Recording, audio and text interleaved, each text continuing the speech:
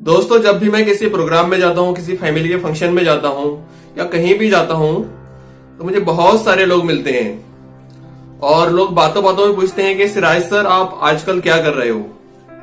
तो मैं बोलता हूँ कि भाई मैं अपना बिजनेस कर रहा हूँ। तो वो बोलते हैं कि सर, आपने इतनी सारी पढ़ाई की है, एमएससी बीएड किया है, आपको नौकरी करना चाहिए, और वो भी सरकारी नौकरी पक्की वाली।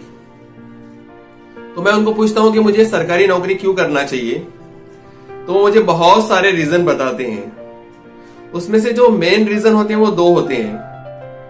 पहला जो रीजन होता है वो ये होता है कि सरकारी नौकरी में आपको सिक्योरिटी मिलती है और आपको लाइफ टाइम फिक्स सैलरी मिलेगी। और दूसरा जो रीजन होता है इंपॉर्टेंट वाला, वो ये होता है कि आपको सरकारी नौकरी की वजह से समाज में इज्जत मिलती है। दोस्तों, क्या ये सच्चाई है कि हमको हमारी नौकरी की वजह से, टाइटल की वजह से या पोजीशन की वजह से इज्जत मिलती है? मैं सुपरफिशियल लेवल की बात नहीं कर रहा हूं। हमारे यहाँ समाज में एक मेंटेलिटी बनी हुई है कि जिसके पास पक्की नौकरी है वो सक्सेसफुल है। उसकी बात नहीं कर रहा हूं मैं, एक्चुअली सच्ची इज्जत की बात कर रहा हूं। इसको एक एग्जांपल से समझ लेते हैं। एक स्कूल होता है, स्कूल में 3 टाइप के लोग होते हैं। पहला होता है प्रिंसिपल, दूसरे बहुत सारे टीचर होते हैं, और तीसरे होते हैं पियोन या फिर नॉन टीचिंग वाला स्टाफ। आप मुझे बताइए कि सबसे ज्यादा इज्जत किसको मिलती है? आप बोलेंगे कि सर, प्रिंसिपल को सबसे ज्यादा इज्जत मिलती है। मैं इज्जत की बात कर रहा हूं दोस्तों, डर की बात नहीं कर रहा हूं। अगर कोई जूनियर अपने बॉस की जी हुजूरी करता है या फिर गुड मॉर्निंग, गुड आफ्टरनून करते रहता है, तो वो इसलिए भी करता है क्योंकि बॉस जो है उसकी सैलरी देने वाला है, बॉस के हाथ में उसका प्रमोशन है, इसलिए उसकी इज्जत करता है। लेकिन सच में दिल से इज्जत की बात कर रहा हूं मैं। दोस्तों, ये भी हो सकता है कि इज्जत प्रिंसिपल को ज्यादा मिले, या फिर ये भी हो सकता है कि प्रिंसिपल की जरा भी इज्जत ना हो, रियल इज्जत, और किसी टीचर को बहुत ज्यादा इज्जत मिले। जब मैं कॉलेज में पढ़ता था उस टाइम में कुछ ऐसे पियोन थे कि उनकी प्रिंसिपल से ज्यादा चलती थी। इसका मतलब ये नहीं है कि वो लोग मैनेजमेंट के रिश्तेदार थे, वो अलग बात होगी। मतलब रियल में उनसे लोग इतना प्यार करते थे जितना प्रिंसिपल की भी इज्जत नहीं होती थी।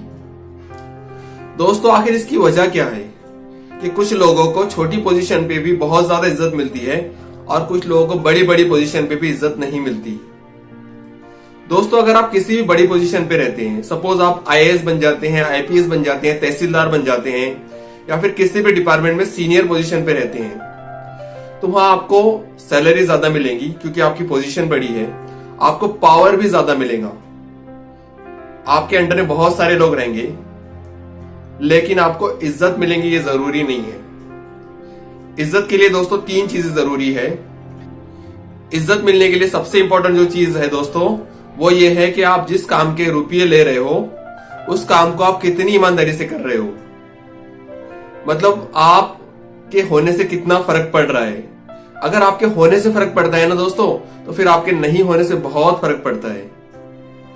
अगर आप ईमानदार बंदे हैं तो आपको डेफिनेटली इज्जत मिलेगी।